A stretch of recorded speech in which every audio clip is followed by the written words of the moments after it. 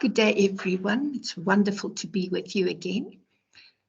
We are going to look at the third part of our reported speech. Now, we've done quite a bit, so we're going to have to remember what we have covered. We've looked at indirect and direct speech. We have looked at the rules, and I want us to quickly look at the rest of the lesson.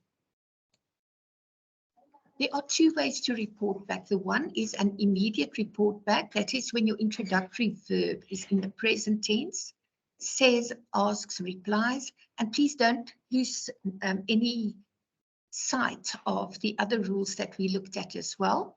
And remember, with the immediate report back, the tense used by the speaker will then stay the same. So if the speaker says something in present tense, it will stay in present tense. If they say something in past, it will remain in past tense.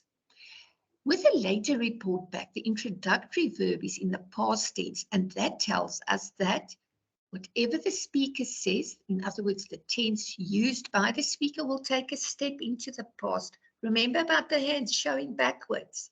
That will help you to remember. So let's look at this. The verb to be when the introductory verb is in the present tense. And I've put examples at the bottom. Peter says, I am really happy. Then in the present it is, I am, he is, she is, it is, you are, we are, and they are. When it goes into the past, in other words, if this person speaks and the words they use are, I was really happy, then it's going to stay in the past. So we'll start with Peter says that he was really happy, because it's an immediate report back. So it will be I was, he was, she was, it was, you were, they were, and we were. When the verb takes a step further into the past, remember it goes further into the past when we start with the introductory verb as a past tense. So if it was in the, if the person says, like in the present tense, they would say, I am really happy, then it would be Peter said that he was really happy, because it takes a step into the past because of our introductory verb. When we have the person speaking in the past tense, then we have to remember, this is really important, please. We have to remember that it will take a step back into the past. So if Peter said, I was really happy, we will say Peter said that he had been really happy. Now, let's look at adding the word today. Peter says, I am really happy today. Now, remember, with an immediate report back, it's a present tense. The tense used by the speaker remains the same here. You will see that I have drawn a red line through the comma after says, the quotation marks, and I've also drawn a line through our exclamation marks. And then it says, Peter says that Peter says, I am really happy today. Peter says that he is really happy today. And here the word that serves as a bridge. It's a bridge that we use here. We still at Peter says, still present tense, but the words he's speaking are past tense. I was really happy today. Remember what happens here? The tense used by the speaker stays the same.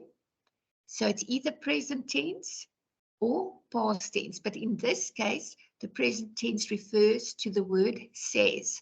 But what's going to happen is that Peter says that he was really happy today. When Peter says, I am really happy today, in this case, the word said tells us it's a later report back. It's a past tense report back. So the tense used by the speaker takes a step into the past. Peter said, I am really happy today.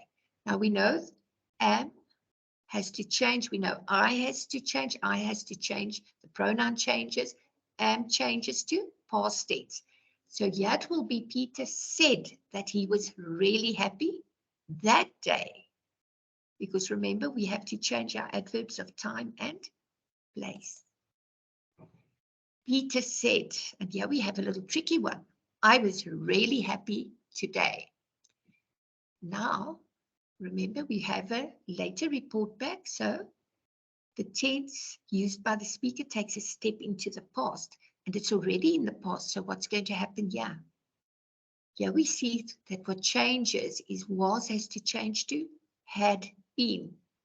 Peter said that he had been really happy that day. So take note of the changes. We lose our quotation marks. We lose our exclamation marks. We use full stops. We use words to describe these things. We take away the punctuation mark after said. And we say, yeah, Peter said that. We have the bridge. He, remember, I has now changed to he. So we know that the pronoun has changed because you can't say Peter said that I had been. He's not speaking about me or you. He's speaking about himself.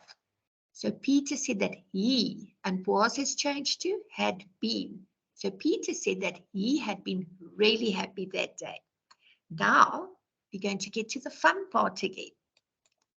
You are going to click on the link below to complete the exercise. The sentences have been written in reported speech. So you're going to select the correct reported speech sentence. So you're going to see, you're going to get a sentence that has been written in direct speech. And then you have three choices to make. You have three options from those. You're going to look at these options and you're going to look at which is the best possible option. So you have to remember things like the exclamation marks that have to be taken away. You have to remember the quotation marks. You have to remember when to use singular or plural, when you're going to use is or was, and even when you're going to use had been.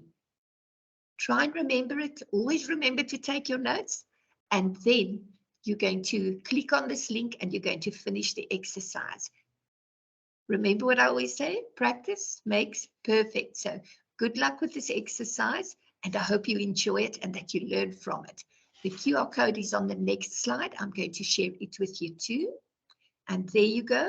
There is the QR code. It will be shared on the link as well now, and you will then be able to, complete it. You click on it and you will complete it. Thank you very much. Have a wonderful day.